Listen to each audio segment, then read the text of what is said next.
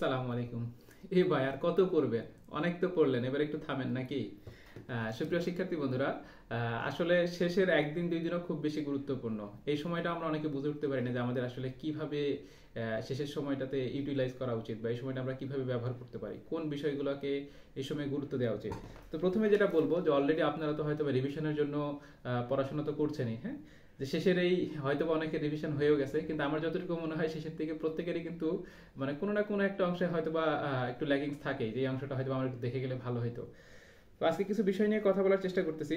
তো প্রথমে যেটা বলবো যে এই সময়ে যেহেতু একেবারে শেষ সময়, আমার মনে হয় প্রত্যেকটা বিষয়ে যা যা আপনার পড়ার ছিল পড়ে ফেলছেন। তো শেষের একদিন দুই দিনে কিন্তু আমাদের অবশ্যই একটু করণীয় আছে, সেটা হচ্ছে যে এখন তো আর পুরো বইটা ওইভাবে পড়া সম্ভব না, কিন্তু আপনি হয়তো আগে থেকেই ঠিক করে রেখেছেন যে আমি এই টপিকগুলো লাস্টের দিকে দেখে যাব। অথবা যেমন যদি বলা যায় যে আপনি এই মুহূর্তে একটা বই হয়তোবা ওই রকম সময় নিয়ে যে 3-4 ঘন্টা নিয়ে শেষ করতে পারবেন না, আধা ঘন্টা 1 ঘন্টা এরকম সময় নিয়ে আগামী যে 2 দিন আছে আপনি হয়তোবা প্রতিটা বই, কোনোটা হয়তোবা আধা ঘন্টাও লাগতে পারে, কোনোটা 1.5-2 ঘন্টাও লাগতে পারে, পৃষ্ঠাগুলো উল্টা উল্টে যাবেন। আর ওইখানে বিশেষ করে খেয়াল করবেন আপনার কিন্তু আগে থেকেই ঠিক করা আছে, মার্কিং করা আছে যে আমাকে এই বিষয়গুলো লাস্ট মুহূর্তে দেখে যেতে হবে। তো এটার জন্য আমি কিছু ভিডিওর কথা উল্লেখ করব যে আমাদের এই চ্যানেলে বেশ কিছু ভিডিও শেয়ার করা আছে, যেখানে একেবারে শেষ মুহূর্তে আপনারা কি কি করতে পারেন, যদি আপনার প্রয়োজন বোধ মনে হয় যে এই ভিডিওটা দেখলে আপনি উপকৃত হতে পারেন বা শেষ সময় এটা আপনার কাজে আসবে, তাহলে দেখবেন। আর যদি প্রয়োজন বোধ না মনে করেন যে না আমি তো নিজে করে সব সাজায় রাখছি, এত কিছু আমার দরকার নেই, তাহলে দেখার প্রয়োজন নাই, কারণ শেষের এই মুহূর্তে মানে যত বেশি সময়টা ইউটিলাইজ করা যায় আর কি, হ্যাঁ। তো আরেকটা বিষয় হচ্ছে যে আমাদের কিন্তু মাথাটা খুব বেশি মানে শেষের দিকে এসে অনেকটা এক্সাইটমেন্ট কাজ করে যে আমি মনে হয় অনেক পড়ছি, আমি মনে হয় তারপরেও পারতেছি না, আমি মনে হয় পরীক্ষায় টিকবো না। দেখা গেছে আপনি পৃষ্ঠাগুলো উল্টাচ্ছেন, হঠাৎ করে কেউ কিছু প্রশ্ন দেখলেন আননোন, হ্যাঁ। আননোন অথবা কিছু প্রশ্ন আপনি পড়ছেন কিন্তু ভুলে গেছেন, হ্যাঁ। আপনার হঠাৎ করে মাথায় আসলো যে আমি এত কিছু পড়ছি, আমি মনে হয় সব ভুলে গেছি, আমি মনে হয় পারবো না। তো অনেক ধরনের চিন্তা ভাবনা মাথার মধ্যে আসতে পারে। এই মুহূর্তে এসব কিচ্ছু মাথায় নিয়ে আসার দরকার নেই, হ্যাঁ। কারণ ওই যে বরাবরই আমি যে কথাটা বলি যে ওই পরীক্ষার হলে 2 ঘন্টা কিন্তু একটা ইম্পর্টেন্ট ফ্যাক্টর। আরেকটা বিষয় হচ্ছে প্রত্যেকেরই যতই ভালো পড়াশোনা করেন না কেন, মানে ভাগ্যটা আপনার সুপ্রসন্ন হইতে হবে। দেখা যাচ্ছে যে আপনি যতটুকু পড়ে গেছেন ওইটুকুর মধ্যে থেকে সব কমন চলে আসছে, আরেকজন হয়তো অনেক বেশি পড়াশোনা করছেন তারপরেও পরীক্ষার হলে কমন পায় নাই, অথবা ওনার প্রস্তুতি খুবই ভালো কিন্তু পরীক্ষার হলে 2 ঘন্টা ইউটিলাইজ করতে পারেন নাই। এজন্য এই মুহূর্তে আমার মনে হয় যতটুকু আপনি যা পড়ছেন, হ্যাঁ, ওইটাই যথেষ্ট। আপনি যা পড়ছেন ওইটাই যথেষ্ট, আপনি যা পড়েন নাই তার মধ্যে পরীক্ষায় আসবে না, হ্যাঁ। এটাই মনে করেন যে আমি যেটা পড়ি নাই সেটা পরীক্ষায় আসবে না, বরং আপনি যত পড়াশোনা করছেন এর মধ্যে যতটুকু পড়ছেন সেটা পরীক্ষায় আপনি যদি যথাযথভাবে উত্তর করে দিয়ে আসতে পারেন, ওইটার যদি মধ্যে যদি আপনি ভুল না করেন, ইনশাল্লাহ আপনি সেখান থেকে প্রিলিমিনারি পরীক্ষা উত্তীর্ণ হবেন। তো দেখা যায় যে অনেকে শুধুমাত্র এক্সাইটমেন্টের কারণে, হ্যাঁ, পরীক্ষার হলে আমরা কি হয় যে এক্সাইটমেন্টের কারণে বা পরীক্ষার একেবারে শেষ মুহূর্তে এসে একবারে নার্ভাস হয়ে যায়, হ্যাঁ। আমি মানে প্রস্তুতি যাই থাকুক, অনেকের প্রস্তুতি ভালো থাকার পরেও নার্ভাস হয়ে যায়, অনেকের আবার দেখা যাচ্ছে যে প্রস্তুতি মোটামুটি মানের আছে কিন্তু নার্ভাসনেসের কারণেই পরীক্ষার হলে গিয়ে কি করব কিভাবে করব আমার মনে হয় প্রস্তুতি খারাপ, অনেক ধরনের চিন্তা ভাবতে থেকে মানে অটোমেটিক ওই নার্ভাস মানে ওইটা ব্রেকডাউন হওয়ার কারণে দেখবেন যে পরীক্ষা আপনার খারাপ হওয়ার কিন্তু একটা সম্ভাবনা থাকতে পারে। তো এইগুলো নিয়ে চিন্তা করার কোনো দরকারই নেই, হ্যাঁ। আপনি মাথায় এগুলো নিয়েই আসবেন না, পরীক্ষার হলে যাবেন, কারণ আপনি যেটা পারেন সেটা যদি আপনি অ্যান্সার করতে পারেন, আপনি যেটা পারেন সেটা পরীক্ষা আসলে আপনি পারবেন, আর যেটা পারেন না সেটা তো আপনি নতুন করে আর পারার কিছু নাই। বা সুতরাং শেষ মুহূর্তে আপনার এইসব নিয়ে চিন্তা করার দরকার নেই। একেবারে আপনার যে বিষয়গুলোকে সাজানো ছিল যে শেষ মুহূর্তে আমি এই বিষয়গুলো দেখে যেতে পারি, এইগুলো আমার একেবারে ল্যাকিংস আছে, বা এই বিষয়গুলো দেখে দিলে আমি পরীক্ষায় কমন পড়তে পারি, সামনের এই 2 দিন আপনারা এই বিষয়গুলো একটু দেখতে পারেন। তো আজকে সিট প্ল্যান প্রকাশিত হয়েছে, প্রথমেই সিট প্ল্যানটা ভালোভাবে দেখে নেবেন যে আপনার সিটটা এক্সাক্ট কোন জায়গায় পড়েছে, হ্যাঁ। 2-3 বার দরকার মিলিয়ে দেখে নেবেন কখন কিভাবে মানে যাবেন, কি করবেন না করবেন, হ্যাঁ। এগুলো দেখবেন কোন কোন ফাইল নিতে হবে, হ্যাঁ। এরকম সবকিছু বিষয়গুলো আগেই ঠিক করে রাখবেন। এবার আমি বেশ কিছু ভিডিওর কথা বলতেছি, আমাদের এই চ্যানেলে শেয়ার করা আছে, হয়তো বা ভিডিওগুলো অনেক সময় আলাদা আলাদাভাবে দিছি, এই ভিডিওতে আলাদাভাবে উল্লেখ করতেছি যে একেবারে শেষ মুহূর্তে এক একজনের ক্ষেত্রে এক একটা ভিডিও হয়তো বা কাজে আসতে পারে, হ্যাঁ। অনেকেই নতুন পরীক্ষা দিচ্ছেন প্রথমবার, তো আমি একটা একটা করে বলতেছি।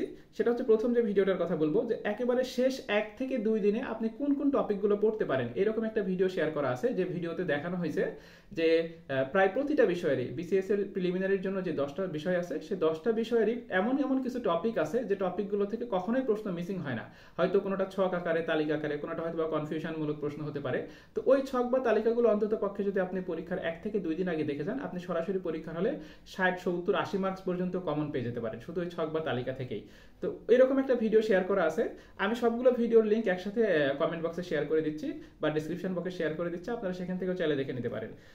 তো শেষ একদিন দুদিনে কি পড়বেন এই ভিডিওটা চাইলে আপনি দেখে ওইখান থেকে, যদি ভিডিও না দেখতে হয় অন্তত টপিকগুলোর নাম দেখে আপনি টপিকগুলো পড়তে পারেন। তারপরে দেখবেন শেষ মুহূর্তে অনেকেরই একটা বিষয় সমস্যা থাকে, সেটা হচ্ছে আমরা নৈতিকতা, মূল্যবোধ, সুশাসন অনেকেই পড়তে চাই না। তো এই বিষয়টার জন্য দেখবেন আমাদের চ্যানেলে পূর্ণাঙ্গ একটা ভিডিও দেওয়া আছে। হ্যাঁ, যদিও বা এখন সময় আসলে খুবই সংক্ষিপ্ত, তো যদি কারো সময় থাকে কষ্ট করে 2 না 1.5 ঘন্টা যদি আপনি সময় বের করতে পারেন, 1.5 ঘন্টার মধ্যে যে ভিডিওটা বলা আছে 1 ঘন্টা 37 মিনিটের, এইটা যদি আপনি কষ্ট করে একটু দেখে ফেলতে পারেন বা মনে রাখতে পারেন তথ্যগুলো, আশা করা যায় এই একটা ভিডিও থেকে আপনি প্রিলিমিনারিতে ভাগ্যশু প্রশ্ন হলে 5টা 6টা 7টার মতন প্রশ্ন কমন পেয়ে যেতে পারেন। মানসিক দক্ষতা অংশে যাদের সমস্যা আছে, তো মানসিক দক্ষতার জন্য পূর্ণাঙ্গ একটা ক্লাস আছে 2 ঘন্টার উপরে। এই ক্লাস দেখার দরকার নেই, কারণ এখন 2 ঘন্টার সময় নষ্ট করার মতন সময় আমাদের হাতে নাই। আপনারা ছোট্ট একটা ক্লাস আছে দেখবেন 18-20 মিনিট বা 15-20 মিনিটের মতন, আমার এক্সাক্ট মনে নাই, এরকম একটা ক্লাস আছে যেখানে 7টা শুধুমাত্র ম্যাথ করে দেওয়া হয়েছে বা মানসিক দক্ষতার অংশ সমাধান করে দেওয়া হয়েছে। ওই অংশগুলো সমাধান করলে আপনি পরীক্ষায় 6-7 মার্কস কমন পেয়ে যেতে পারেন। বিশেষ করে যেই অংশগুলো অনেকটা ম্যাথ টাইপের, হ্যাঁ, যেমন ঘড়ি, তারপরে হচ্ছে ওই যে আয়না, পানি, হ্যাঁ, তারপরে এরকম আরো কিছু ম্যাথ টাইপের যে অংশ, সংখ্যাগত দক্ষতার কিছু অংশ আছে যেগুলো শেষ মুহূর্তে একবারে না দেখে গেলে না, এরকম কিছু অংশ দেওয়া আছে যে একটা ক্লাসে আপনি 5-7-8 মার্কস কমন পেয়ে যেতে পারেন। চাইলে এইটা একটু দেখতে পারেন যাদের মানসিক দক্ষতা অংশের সমস্যা আছে। তারপরে হচ্ছে সাম্প্রতিক, হ্যাঁ, অনেকেই শেষ মুহূর্তে সাম্প্রতিক পড়তে যান, কিন্তু সাম্প্রতিকের জন্য কি পড়বেন বুঝতে পারেন না। আমাদের লাস্ট একটা ভিডিও শেয়ার করা হয়েছে, সেখানে বলা হয়েছে যে সাম্প্রতিকের জন্য এত ডিটেলস যারা পড়তে চান না, অন্ততপক্ষে যে টপিকগুলো না দেখে গেলেই না, যে টপিকগুলো থেকে সাম্প্রতিকের উপর বিশ্লেষণ করে এই টপিকগুলো থেকে বরাবরই 1 বছর 2 বছর পর পর যে দেখা যায় যে এই টপিকগুলো থেকেই প্রশ্ন আসে, ওরকম কিছু টপিক দেখানো হয়েছে। আপনারা চাইলে শেষ মুহূর্তে বেশি কিছু পড়তে না চাইলে সাম্প্রতিকের ওই টপিকগুলো দেখে যেতে পারেন। তারপরে হচ্ছে একটা ভিডিও আছে হচ্ছে পরীক্ষার হলের A to Z, অর্থাৎ আপনি যে বাসা থেকে একদম প্রস্তুতি নিয়ে পরীক্ষার হল পর্যন্ত যা যা আছে আর কি, হ্যাঁ, এখানে একটা ভিডিওর মধ্যে সবকিছু বলা আছে। এটা চাইলে একেবারে লাস্টের দিন রাত্রে সময় করে যদি আপনার পড়াটা শেষ হয়ে যায়, সময় করে এটা দেখতে পারেন আর কি, যাতে আপনার মানে যত প্রশ্ন আছে মনের মধ্যে পরীক্ষার হল থেকে শুরু করে ওএমআর শিট, এই সেই হাবি যাবি যা আছে সব ইনশাল্লাহ ক্লিয়ার হয়ে যাবে।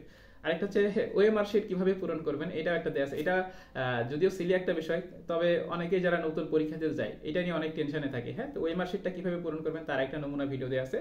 আর টাইম ম্যানেজমেন্ট, বিশেষ করে যারা প্রথমবার, আপনারা কিভাবে টাইম ম্যানেজমেন্ট করতে পারেন। পরীক্ষার হলে আমরা অনেকে টাইম ম্যানেজমেন্টটা ঠিকভাবে করতে পারি না। তো টাইম ম্যানেজমেন্টের ক্ষেত্রে আমরা কিভাবে কোন প্রশ্নটার অ্যান্সার কখন করব, হ্যাঁ, কোনটা দিয়ে শুরু করতে পারি, ম্যাথের বা মানসিক দক্ষতার জন্য কতটুকু সময় রাখতে পারি, কিভাবে সময়টা আমরা মেনটেন করব, কতগুলো প্রশ্ন অ্যান্সার করব, হ্যাঁ, এরকম বিভিন্ন ভিডিও শেয়ার করা আছে।